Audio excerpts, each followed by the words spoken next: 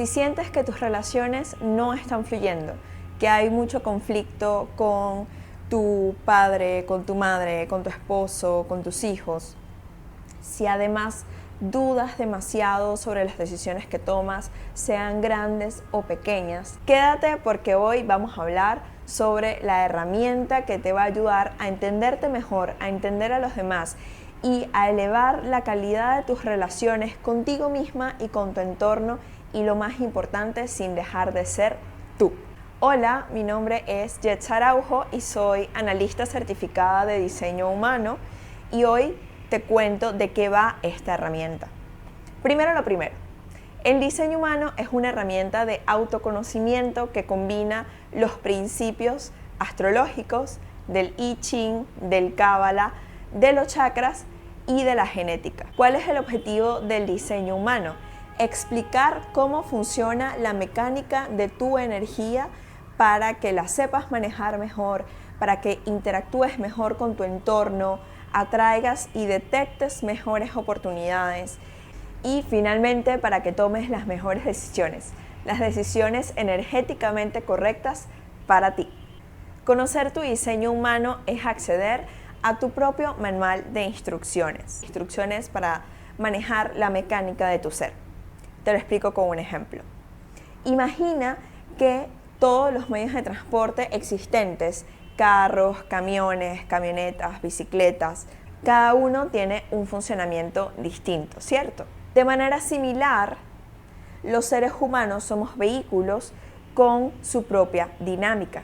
El cuerpo es el vehículo y la energía inherente a ese vehículo opera de manera única en cada individuo. Volviendo al ejemplo, así como no puedes manejar una bicicleta igual que como manejas un Ferrari, no se puede pretender que cada individuo que es distinto, que tiene una mecánica y un vehículo diferente, se va a manejar de la misma manera. Por eso también al diseño humano se le llama la ciencia de la diferenciación, porque en un mundo donde cada individuo es único, no se puede esperar que todos se comporten de la misma manera. Lo que es bueno para ti, lo que funciona para ti, no necesariamente va a funcionar para mí. Al comprender tu diseño humano, puedes poner en práctica las instrucciones que te dan, que son coherentes con tu energía, y navegar el mundo desde la fluidez. Antes de continuar, si este video te resulta valioso o si estás interesada en conocer tu diseño humano en una lectura en vivo con mi persona o incluso una lectura vincular para ti o algún familiar, puedes primero darle like a este video, suscribirte al canal, apoyarías mucho esta iniciativa, y abajo en la descripción te dejo el link para agendar lecturas. ¿Cómo es que todo esto te ayuda a mejorar tus relaciones con los demás? Cuando entiendes que hay comportamientos inherentes a la naturaleza de cada persona, cuando comprendes que no todos tienen el mismo ritmo de trabajo, que unas personas necesitan descansar más que otras y que cada quien vino diseñado de una forma única y específica para cumplir también con ciertas cosas en su vida. Allí es donde nace la autocompasión. La autocompasión se hace presente cuando te das cuenta de que no hay nada más que hacer sino rendirte a tu propia naturaleza. Y cuando la autocompasión nace para tu persona, también nace para los demás. Así puedes llegar a entender que algunos comportamientos que te puedan resultar molestos en otras personas no suceden de forma intencional, no son a propósito para molestarte realmente, sino que forman parte de su ser, así son. Y es muy difícil, ¿cierto?, cambiar la naturaleza de lo que realmente uno es en esencia.